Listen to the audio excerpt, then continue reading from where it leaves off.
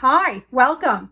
Many women associate perimenopause with decreasing estrogen and the need for hormone replacement therapy. And while that is partially true, it's not the entire story, and adding estrogen at the wrong time could end up causing you much more harm than good.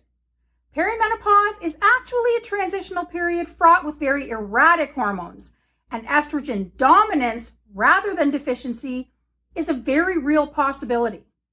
You may be asking yourself how you could possibly have too much estrogen when menopause involves the shutting down of the ovaries and a decrease in estrogen production. This video aims to answer that very question, detail the differences in symptoms between estrogen dominance and estrogen deficiency, and explain why you should make absolutely sure you are not estrogen dominant before adding any forms of estrogen in your treatment plan that do not consider other hormones and is not customized to your own personal needs. Estrogen dominance occurs when there is an excess of estrogen relative to progesterone. The ratio between the two hormones is what's important. During perimenopause, one of the first hormones to start dropping is usually progesterone, leaving estrogen high in comparison. So even though your estrogen levels may be normal or just beginning to decrease, because progesterone is much lower and out of balance, symptoms of estrogen dominance will still occur. Symptoms of estrogen deficiency usually aren't experienced until closer to menopause. Because the success of any treatment plan hinges on the ratio between these two hormones, let's compare the symptoms of estrogen dominance and estrogen deficiency so you can get a better understanding of where you are on your menopause journey, and you can cater your treatment plan and lifestyle choices accordingly to net you the very best results and help you feel better. The symptoms of estrogen dominance include breast swelling and tenderness, bloating, painful irregular periods, heavy periods, endometriosis, increased risk of fibroids, ovarian cysts, nausea, headache, anxiety, weight gain, loss of libido, irritability, mood swings, fatigue, acne, fuzzy thinking, and allergies. If any of those look familiar to you, you may very well be estrogen dominant. On the flip side, estrogen deficiency is not marked by a significant hormone imbalance like estrogen dominance is. Both progesterone and estrogen are low, and this causes an entirely different set of symptoms, usually beginning closer to menopause and into postmenopause.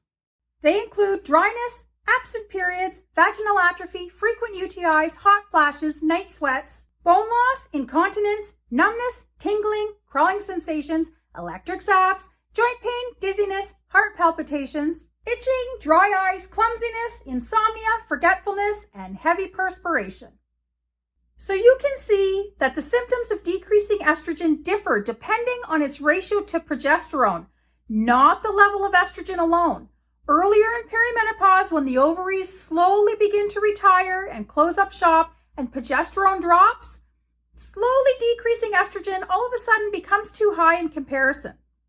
Closer to menopause, both estrogen and progesterone are low and more in balance, so symptoms begin to shift, which is why many women often say that a number of their symptoms settle down after menopause.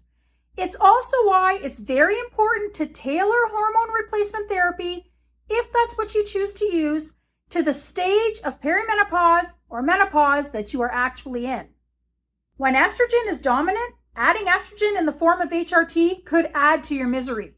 Many women who choose a medical solution in this phase find that bioidentical progesterone is far more beneficial because it helps to bring estrogen and progesterone back in balance again. It is during menopause and postmenopause that traditional HRT is most beneficial. It is just as important for those of you choosing more natural solutions to cater your lifestyle choices and remedies to your estrogen status as well, understanding that you have different needs at different stages of your menopause journey will help you more successfully treat and alleviate your symptoms. To recap, there are two different sets of symptoms during menopause. One is associated with estrogen dominance and is usually seen in perimenopause. The second is the result of low estrogen, usually seen closer to menopause and into postmenopause. It's important to know the difference between the two so you can cater your lifestyle choices and treatment plan to maximize results, decrease symptoms, and feel your best. Which stage are you in your menopause journey? What helps you with your symptoms? Let me know in the comments. I would love to hear from all of you. If you're interested in more content for middle-aged women that informs, entertains, and helps you live your best midlife, consider subscribing. I make videos on all things midlife. Thanks for watching. I will see you all in the next video. Bye for now.